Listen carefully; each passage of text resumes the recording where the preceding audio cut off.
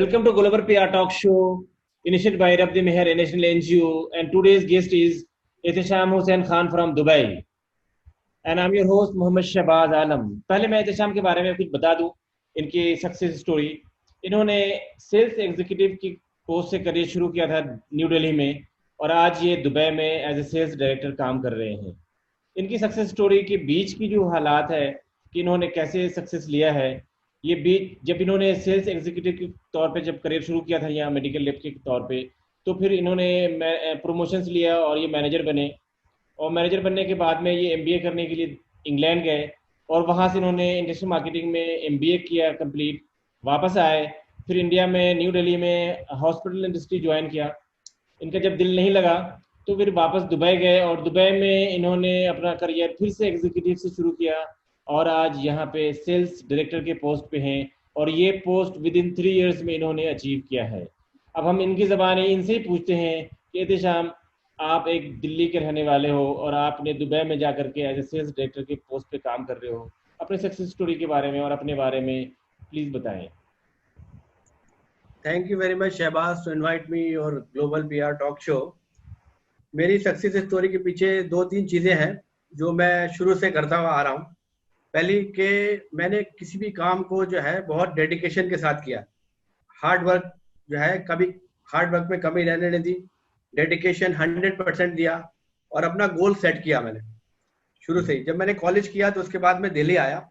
उस टाइम मुझे दिल्ली के बारे में कुछ भी नहीं पता था। तो मेरे फादर के एक दोस्त थे डॉक्टर M.K. वली, उस टाइम मैं तैयारी कर रहा था मेडिकल एंट्रेंस एग्जाम की।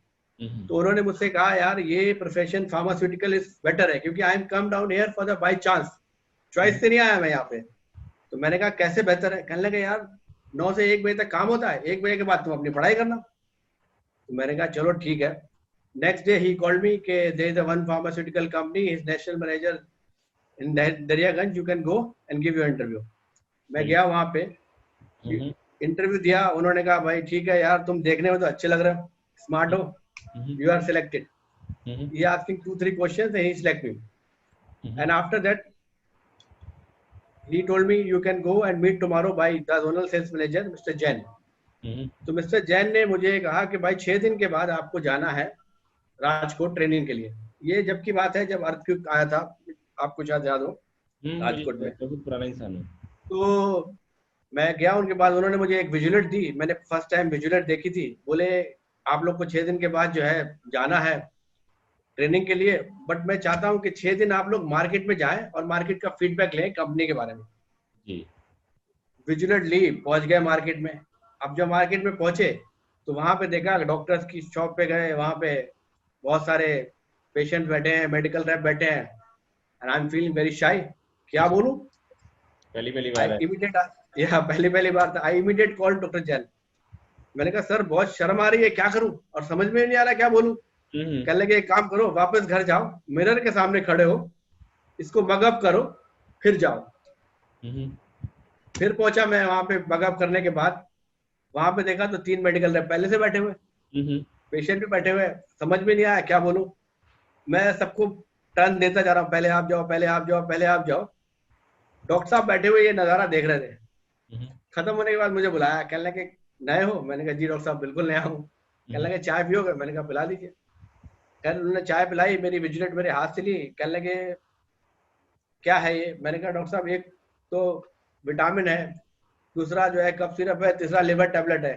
ट्रेनिंग अभी हुई नहीं है, ट्रेनिंग के बाद आके समझाऊंगा इसकी डिटेल। कहने लगे कोई बात नहीं, 100 पीस इसके भेजो, 60 पीस इसके भेजो, 5000 टैबलेट भेजो।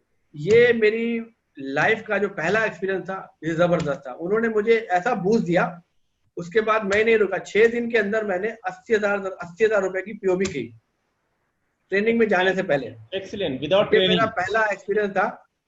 वहां से मैंने अपने आप को, फिर मुझे समझ में आ गया कि यार कैसे काम करना है, क्या है, कॉन्फिडेंस भी बिल्डअप हुआ, और फिर मैं चालू हुआ। तो फिर मैं नहीं रुका अपने आप को, फिर मैं स्टार्ट हो गया। एहतिशाम, फिर मैं जानना चाहूंगा आपसे कि ये आपका शुरुआती वक्त था, फिर जब आप जब मैनेजर बने तो मैनेजर की क्या क्वालिटी होनी चाहिए? मैं मैनकाइंड में फर्स्ट टाइम मेरे को प्रमोशन मिला। मेरे जो मेंटर थे, जिन्हें मैं कहना चाहिए बान लैब में मिस्टर जैन, मैंने उन्हें कॉल किया, मैंने कहा सर आई गॉट प्रमोशन। तो उन्होंने कहा कि आज बेटा तुम्हें गुरु मंत्र दे रहा हूँ कि 1 महीने तक आप अपने लड़कों को सिर्फ ऑब्जर्व करो, उनको शो मत करना कि तुम उनके मैनेजर हो, उनको पहले अडॉप्ट करने दो, क्योंकि तुम उनके बीच से उठ के आए हो। कल तक तुम उनके दोस्त थे, उनके कलीग थे, आज तुम मैनेजर हो गए।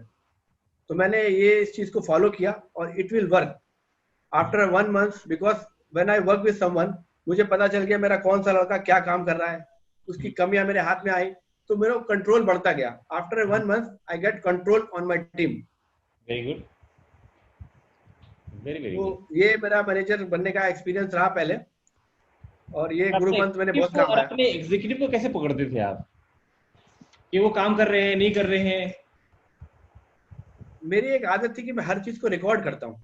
सपोज जब मैं डेली रिपोर्ट लेता था अपने लड़कों के साथ, तो मैं रिकॉर्ड कर लेता था, हर लड़के का एक फाइल में पेज बनाया हुआ था। तो मैं उसको रिपोर्ट्स को बहुत माइन्यूटली देखता था। मेरे एक बंदा था, उसने रिपोर्ट्स हाफ डे लिया मुझसे और उस दिन 19 कॉल की। मैंने कुछ नहीं बोला, रिपोर्ट रख ली। एक हफ्ते बाद 10 दिन बाद जब उसके पास पहुंचा, तो मैंने ये रिपोर्ट उसके हाथ में दे दी। मैंने कहा बेटा जरा इन सबके काम करा दो। उसके पसीने छूट गए, क्योंकि वो 4 घंटे में आप 19 कॉल नहीं कर सकते। 1 बाय 1 मैं जब गया डॉक्टर्स के पास, तो फीडबैक मिला कि यार ये तो 1.5 महीने से नहीं आया, 2 महीने से नहीं आया। तो इस तरह की चीजें, और बीच बीच में से सरप्राइज कॉल भी करता था, सरप्राइज विजिट भी करता था। एक के साथ काम कर रहा हूँ, दूसरे के एरिया में पहुंच गया आधा काम छोड़ के। तो ये कंट्रोल सिस्टम जो है ना, ऐसा बनाया हुआ था मैंने। तो क्या आप प्रेशर देते थे उनको काम करने के लिए या फिर गाइड करते थे? नहीं नहीं, मैंने कभी प्रेशर नहीं दिया, क्योंकि मैंने खुद काम बहुत किया मेहनत से। हाँ। मुझे पता है कि किस चीज का रिजल्ट कैसे आने वाला है। अगर मैं नया प्रोडक्ट, मैं जब मैनकाइंड में था तो इलेक्ट्रोकाइंड नाम से एक प्रोडक्ट लॉन्च किया गर्मियों के लिए, वो इलेक्ट्रॉल का कॉम्पिटिटर था। तो मेरे जो सीईओ थे मैनकाइंड के, उन्होंने बुलाया नवंबर में, हम लोग को मीटिंग करी मैनेजर्स की। उन्होंने कहा कि इस मार्च में हम लोग इलेक्ट्रोकाइंड लॉन्च कर रहे हैं। सबने कहा ठीक है सर, मार्च का तो बहुत टाइम है। लेकिन मैंने अपने लोगों से बोला कि हम लोग दिसंबर में लॉन्च कर रहे हैं। मैंने इलेक्ट्रोकाइंड दिसंबर में लॉन्च किया, ऑल फार्मेसी और डॉक्टर्स के ऊपर 2,500 कर्टन्स की बुकिंग करी दिसंबर में। मैंने मार्च का वेट नहीं किया। एक्सीलेंट। टारगेट अपने आप पूरा हो गया, क्योंकि लोग गर्मियां शुरू होने के बाद टारगेट करते हैं। मैंने सर्दियों में ही इसको टारगेट करके अपना टारगेट पूरा टारगेट से भी 10 गुना ज्यादा अचीव किया। एक्सीलेंट। एक शायराना अंदाज में अगर आप कुछ बता पाए तो मेहरबानी होगी कि how to break tough person, जो इंसान बहुत सख्त होते हैं, वो कैसे ब्रेक करते हो? मेरे एक दोस्त है, इफ्तिखार भाई। अच्छा। तो वो हमेशा, मतलब कभी कहता हूँ, हम लोग कहते हैं यार ये फला डॉक्टर है या फला परचेज मैनेजर है, वो जो है ना हाथ में नहीं आ रहा। तो वो एक शेर कहते हैं हमेशा कि ये हकीकत है कि होता है असर बातों में, तुम भी खुल जाओगे 2-4 मुलाकातों में। वो कहते हैं मिलते रहो मिलते रहो अपने आप जो है ना। दोबारा से। वो ये कहते हैं कि ये हकीकत है कि होता है असर बातों में, तुम भी खुल जाओगे 2-4 मुलाकातों में। इसके साथ मुलाकात करते रहो, ये डेफिनेटली तुम्हारे साथ बात करेगा, आज नहीं तो कल तो जरूर करेगा।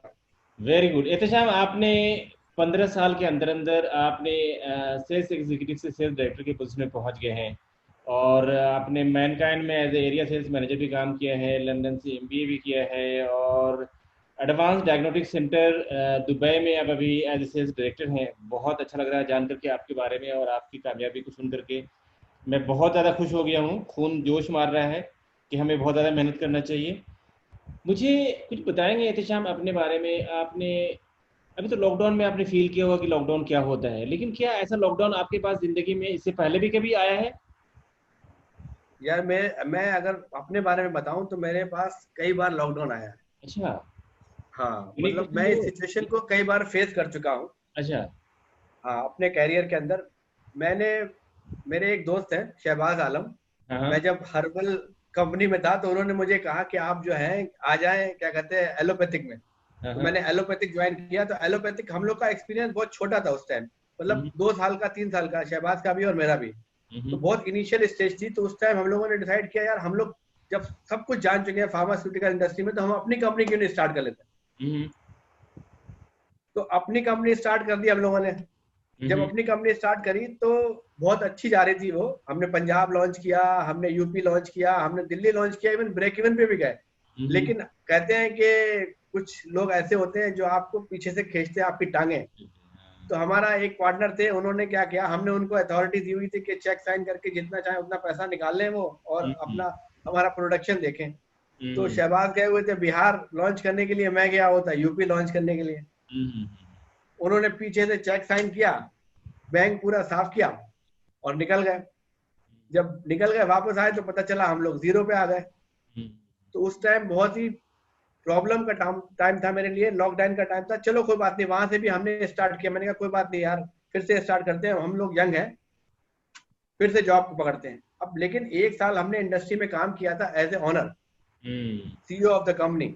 तो क्या हुआ, जहां भी इंटरव्यू देने जा रहा था, वो मुझसे इंटरव्यू के सवाल कम और मेरे से पूछे थे क्या हुआ तुम्हारी कंपनी में, कैसे बंद हुई, क्या प्रॉब्लम हुई। और उसके बाद मुझे बोलने ही नहीं देते थे कि मैं क्या कर सकता हूँ। वो जानते थे कि मेरी स्ट्रेंथ क्या है, उसके बावजूद भी वो सोचते थे यार आपका माइंडसेट तो ऐसा हो गया है कि आपने working as a owner, now how you can work as a executive. तो 6 महीने मुझे काम ही नहीं मिला। तो 6 महीने, अभी तो लॉकडाउन को 6 महीने हुए भी नहीं है, 6 महीने मुझे काम ही नहीं मिला। मैं लॉकडाउन में था 6 महीने। पहला लॉकडाउन मेरे साथ ये हुआ। अच्छा, दूसरा भी लॉकडाउन उसके बाद नहीं, दूसरा लॉकडाउन नहीं है, दूसरा एक नया नया करने की आदत है, चैलेंजेस न्यू चीज करने की आदत है। तो फिर उसके बाद मैंने ज्वाइन किया, मेरे एक दोस्त हैं अरशद अब्बास, उन्होंने किसी से बात करके कैडिला में मेरी जॉब लगवाई। वहां से मैंने एलकेम गया, फिर मैनकाइंड गया। मैनकाइंड में जब मैं उरूज पे था तो जुनैद साहब ने बोला कि you can take any promotion but don't go London, I will give you regional manager, zonal manager right now. नहीं, लेकिन कहा नहीं मुझे जाना है। तो वहां से आप सोचो कि मैं एरिया मैनेजर 3 साल 4 साल से काम कर रहा था, मेरा नेक्स्ट प्रमोशन ड्यू था, और उसके बाद मैं चला गया लंदन। तो वो भी एक वहां पे एजुकेशन के लिए, और वहां पे पार्ट टाइम काम करता था मैं। अच्छा, ओके। पहली मुझे जो जॉब मिली वहां पे वो पोटैटो पील करने की मिली। ओहो। और वो पोटैटो भी सर्दी में, दिसंबर नवंबर में गया था मैं, और दिसंबर का टाइम था। मैं वो कहता था कि अगर आप हीटर चलाओगे तो पोटैटो ब्लैक हो जाएंगे। तो वहाँ सर्दी में 100 केजीज पोटैटो मैं पील करता था, मेरी पार्ट टाइम जॉब थी। तो वो भी मैंने जॉब की। उसके बाद मैंने वहाँ पे एक कंपनी थी super drug, health and beauty की, वहां पे काम किया मैंने। तो वो भी एक फेज था कि मतलब जब आप एक जगह से दूसरी जगह माइग्रेट करते हैं तो आपके लिए चीजें मुश्किल हो जाती हैं। यहाँ जिस पोजीशन पे था वहां वो पोजीशन नहीं थी। वहां से वापस आया तो फिर मैंने ज्वाइन किया हॉस्पिटल, लेकिन इंटरनेशनल एक्सपोजर मिल गया था मुझे वहां पे मजा नहीं आ रहा था। लेकिन फिर मैंने एक कंपनी आई दिल्ली में, उन्होंने इंटरव्यू लिया कि दुबई में वैकेंसीज है, तो वहां पे मुझे अपॉर्चुनिटी मिली, तो फिर वहां से मैं दुबई आ गया। मैं एक पूछना चाहूंगा सवाल आपसे कि सानिया मिर्जा ने शादी करी है एक पाकिस्तानी लड़का से, एक क्रिकेटर से, सही है ना? सही है, सही है। आपने सुना कि खुंदक में आपने पाकिस्तानी लड़की से शादी कर लिया? खुंदक में करा क्या? तो लेना था ना भाई, मजाक है। मजाक कर रहा हूँ। हाँ, लेकिन ये मेरी वाइफ जो है बात है, पाकिस्तान से है। सब लोग रिस्पेक्ट करते हैं पाकिस्तान का भी, और पाकिस्तानी भी रिस्पेक्ट करते हैं हिंदुस्तानी का भी। आपके लिए तो अच्छी बात है कि एक आपका मुल्क है, दूसरा आपका ससुराल है। बिल्कुल बिल्कुल। बहुत और मैं चाहता भी हूँ कि दोनों आपस में प्यार मोहब्बत से रहें, बिजनेस करें एक दूसरे के साथ में। यहाँ पे आप देखो, दुबई जब आओगे, या लंदन में भी था मैं, तो आपको हिंदुस्तानी पाकिस्तानी का फर्क नजर नहीं आएगा। यहाँ पे बहुत से हिंदुस्तानी पाकिस्तानी सब मिल के काम करते हैं। मैं लंदन में लोग था, तो मेरे एक साथ ही है बहुत ना, सारे एक मेरे ही कलीग एक थे ही माँ हिंदुस्तानी बाप की औलाद पाकिस्तानी। है, ऐसा तो कुछ है नहीं। यहाँ पे हिंदुस्तान से ही तो कट के गए हैं वो। तो उनके हाँ, दादा नाना यहाँ पे, हमारे दादा नाना वहाँ पे है। ये तो हमारा वो एक कल्चरल और सोशल एसोसिएशन है, वो तो पॉलिटिकल जब नहीं हम हिंदुस्तान या पाकिस्तान से बाहर निकल जाते हैं ना, तो हम हिंदुस्तानी पाकिस्तानी नहीं होते। हमेशा हो। आपस में हम भाई भाई भाई भाई बन जाते हैं। हाँ, हिंदुस्तानी पाकिस्तानी हिंदुस्तान और पाकिस्तान में होते हैं। Absolutely right. आपसे एक और सवाल मेरे को पूछना था कि गुरु मंत्र बताइए आपका, आपके ओवरऑल सक्सेस में अपने माँ बाप, आपके भाई बहन, आपके खानदान, दोस्त अहबाब, मेंटर्स, कौन कौन लोग हैं जिन लोगों ने आपको सपोर्ट किया यहाँ तक पहुँचाने के लिए, इंक्लूडिंग आपकी बेटर हाफ? सबका नाम बताइए जिन जिन लोगों ने आपको सपोर्ट किया यहाँ तक पहुँचने के लिए।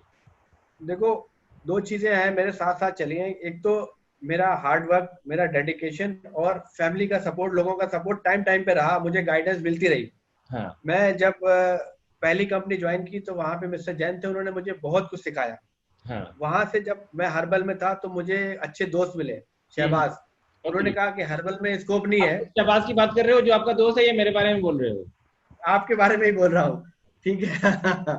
तो उन्होंने कहा हर्बल का स्कोप नहीं है। नहीं, ये सारी चीजें जो है ना मेरे लिए बड़ी काम की रही, क्योंकि हम्म। अगर मैं हर्बल में काम करता रहता तो मैंने इमीडिएट स्विच भी उन्होंने करवाया मुझे अपनी कंपनी में। वो एमक्योर में काम करते थे, आप ही एमक्योर में काम करते थे, मुझे स्विच करवाया एमक्योर में।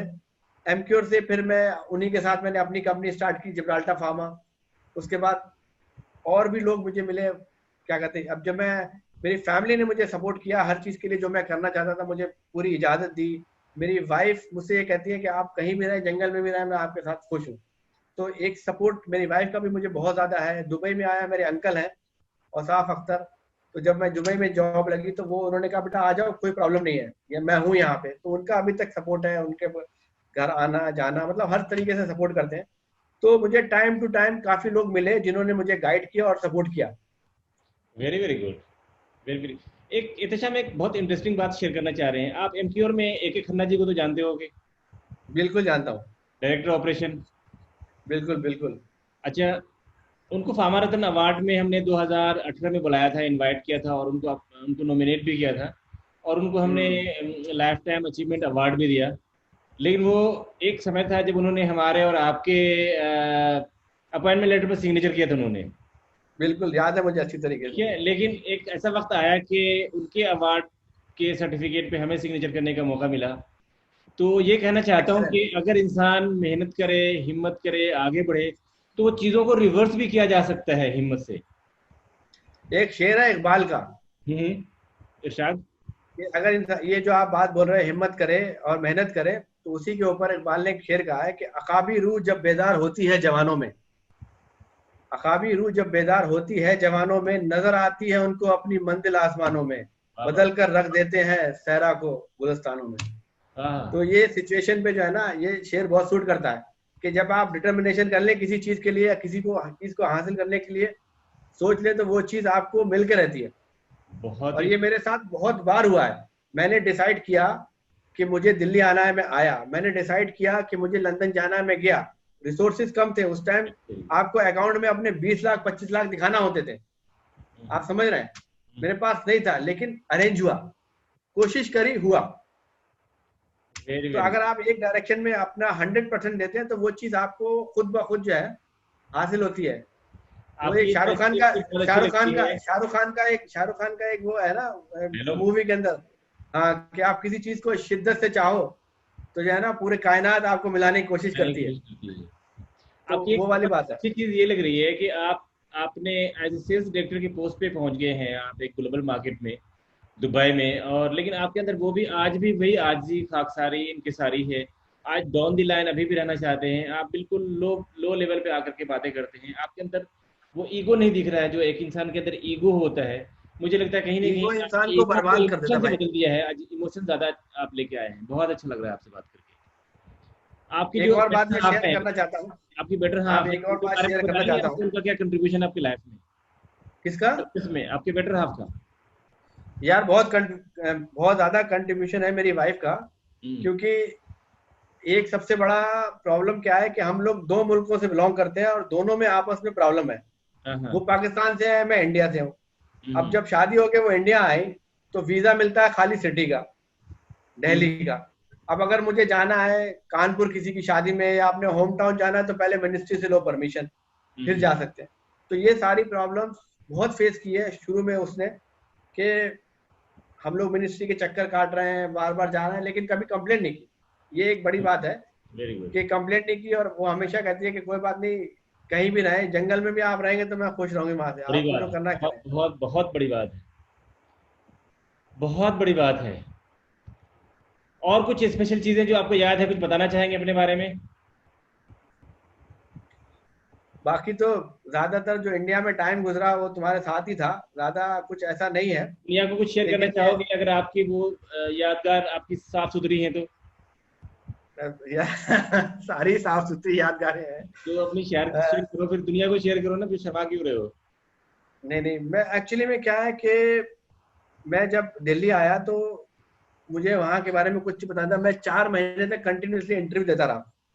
तो मैं लोगों की हेल्प करना मेरी आदत है, मैं शुरू से करता हूँ। जब से मैंने कैरियर स्टार्ट किया है, तो मुझसे जो सवाल इंटरव्यू में पूछे जाते थे मैं एक बुक में लिखता था, और मैंने एक बुक बनाई थी वेरी गुड, जो नए नए लोग आते थे उनको देता था कि भाई ये बुक पढ़ो, वेरी ये गुड, इसमें से उसमें करीब 40 से 50 सवाल थे, और उनके अप्रोप्रिएट आंसर लिख के वेरी मैं गुड। उनको देता था कि यार ये अपने कैरियर मुझे इसमें बहुत हेल्प करी है, ये मेरा 4-5 महीने का जो मैंने इंटरव्यूज दिए हैं वहां से जो मसाला निकल के आया है उनको मैंने एक बुक में लिखा है, और वो मैंने बहुत लोगों को दिया है। आज बहुत से उसमें से लोग बहुत अच्छी अच्छी पोजीशन पे बैठे हैं। Very good, very good. तो एहतेशाम ने अपनी यूपी से दिल्ली, दिल्ली से दुबई, और दुबई से पहले पाकिस्तान का इन्होंने 4 कनेक्शन बनाया है, और सेल्स एग्जीक्यूटिव से लेके सेल्स डायरेक्टर की पोजीशन पर पहुंच गए हैं। आप इंटरनेशनल एक प्लेयर ही नहीं हो, आप एक कनेक्टिंग लिंक भी हो हिंदुस्तान पाकिस्तान के बीच में। एक एक हिंदुस्तान पाकिस्तान की बात निकली तो एक बात मैं बताना चाहता हूँ। मेरी हाँ, जब दुबई में जॉब हुई हाँ। तो वहां पे ऐसा हुआ कि मेरी वाइफ ने कहा यार बस का सफर बहुत अच्छा है, बॉर्डर नहीं देखा, हम्म, बॉर्डर देखेंगे। तो हम लोग बस से चले गए, बस से पाकिस्तान पहुंचे, वहां से मैंने बाई प्लेन लाहौर से कराची पहुंचे। अब इसी बीच मेरा दुबई का ऑफर लेटर आ गया, अच्छा। उन्होंने कहा जी 1 हफ्ते के बाद आपको ज्वाइन करना है। अब मैंने कहा यार 1 हफ्ते के बाद ज्वाइन करना, मैंने कहा कोई बात नहीं, 1 हफ्ते यहीं से डायरेक्ट चले जाएंगे दुबई। अब जब दुबई जाने के लिए हमने कोशिश करी पाकिस्तान से, तो उन्होंने कहा भाई आप पाकिस्तान आए कैसे थे? मैंने कहा यार बस से। तो कहने लगे प्लेन से तो जा ही नहीं सकते आप, ओह। बस से आए हो तो बस से जाओगे। हम्म, मैं कराची से लाहौर आया, अब मुझे जाना था दुबई, तो मैं लाहौर पे, उन्होंने कहा जी 3 दिन तक कोई बस नहीं है, आपको यहीं भी रुकना पड़ेगा, जब बस मिलेगी तब आप जाओगे। तो मैंने कहा भाई बॉर्डर चला जाता हूँ, पासपोर्ट दिखाऊंगा और निकल जाऊंगा अपने मुल्क। हाँ। मैं बॉर्डर पे पहुंच गया, मैंने कहा भाई देखो मैं इंडियन हूँ, ये मेरा पासपोर्ट है, स्टैम्प लगा एग्जिट की, मैं वॉक करके चला जाता हूँ सामने, वहां से अमृतसर की बस पकड़ के मैं निकल जाऊंगा। कहने लगे जी नहीं जा सकते, आप आए हो बस से तो बस से ही जाओगे वापस। ओहो। तो फिर मैं वो वापस वहाँ लाहौर में रुका 2 दिन गेस्ट हाउस में, उसके बाद मुझे बस मिली, फिर मैं आया वहां से वापस। तो ये एक बहुत सारे जो है ना बीच में इंडिया पाकिस्तान के बीच में ये रिस्ट्रिक्शंस है, वो मैं चाहता हूँ कि खत्म हो। चलो दुआ करेंगे कि एक जैसे यूरोप में एक दूसरे से जुड़े हुए लोग हैं, फ्री ट्रेड है, तो आने वाला दिन अच्छा हो कि हम लोग भी आपस में एक दूसरे के साथ फ्री ट्रेड करें और कनेक्ट हो। और देखो अब नया जनरेशन आ गया है, बहुत सारी नई बातें आ गई हैं, पुरानी बातों को भुला करके आगे की तरफ मूव करना ही अच्छा होता है। बिल्कुल तो इसका बिल्कुल बहुत अच्छा बिल्कुल। लगा आपसे बात करके और आपके बारे में ज़्यादा जान करके, क्योंकि हम लोगों ने साथ में काम भी किया है, लेकिन फिर भी हमारे को बहुत सारी चीज़ें, नई नई बात पता चली आपके ज़रिए। तो बहुत अच्छा लगा, बहुत मज़ा आया, और उम्मीद है कि हम फिर जल्दी किसी टॉक शो पे मिलेंगे। Thank you very much for coming चलो and thank you sharing very every much Shahbaz, invite me है। Oh thanks. ओके।